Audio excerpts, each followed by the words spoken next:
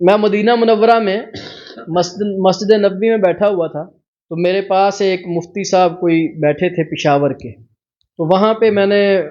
مسجد نبوی میں جو تفسیر پڑھی ہوئی تھی وہ پکڑی، اور اس کا پہلا صفحہ جب کھولا تو اس میں لکھا ہوا تھا کہ لا صلاۃ لمن لم یقرأ بفاتحۃ الکتاب،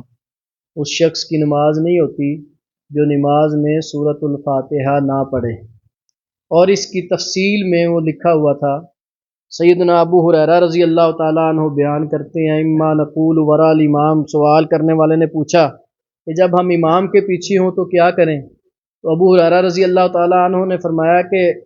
اقرأ بہا فی نفسک، پھر بھی پڑھنی ہے، آہستہ اپنے جی میں پڑھنی ہے، لیکن پڑھنی پھر بھی ہے۔ پھر تیسری ایک روایت لکھی ہوئی تھی کہ رسول اللہ صلی اللہ علیہ وآلہ وسلم نے فرمایا، وہ نماز جس کی ہر رکعت میں امام ہو، مقتدی ہو،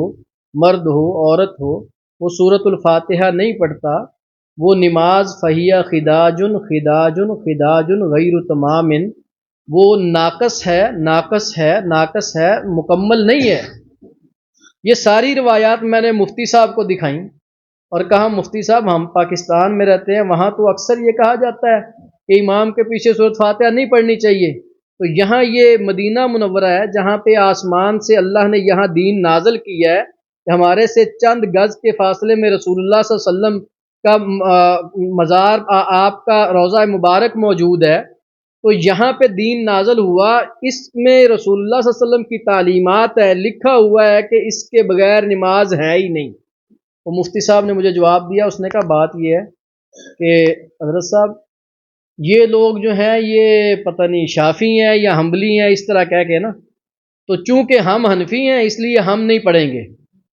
میں نے کہا یہاں تو کسی جگہ پہ نہیں لکھا ہوا کہ امام شافی نے یا امام احمد بن حنبل نے یا امام ابو حنیفہ نے کہا، یہاں تو رسول اللہ صلی اللہ علیہ وسلم کی حدیث لکھی ہوئی ہے۔ اس صاحب نے پھر دوبارہ جواب دیا کہ بھائی کیونکہ ہم حنفی ہیں اس لیے ہم نہیں پڑھیں گے۔ پھر میں نے پڑھا، میں نے کہا انا للہ و انا الیہ راجعون، ساری زندگی بھی گنوا دو، الہی مدینہ کیسی بستی ہے، دکھا دے مدینہ کیسی بستی ہے جہاں ہر وقت تیری رحمت برستی ہے، اور مدینہ جا کے بھی مدینے والے کی بات ہی نہیں ماننی، اور پھر ہم یہ امید کریں گے کہ اللہ سے ہمیں اجر بھی مل جائے گا اور ہم بخشے بھی جائیں گے اور جنت کے سب سے بڑے ٹھیکیدار بھی ہوں گے، ممکن نہیں ہے۔ میں نے کہا کہ مصور کھینچ وہ نقشہ جس میں اتنی صفائی ہو، ادھر فرمان محمد ہو صلی اللہ علیہ وسلم، ادھر گردن جھکائی ہو۔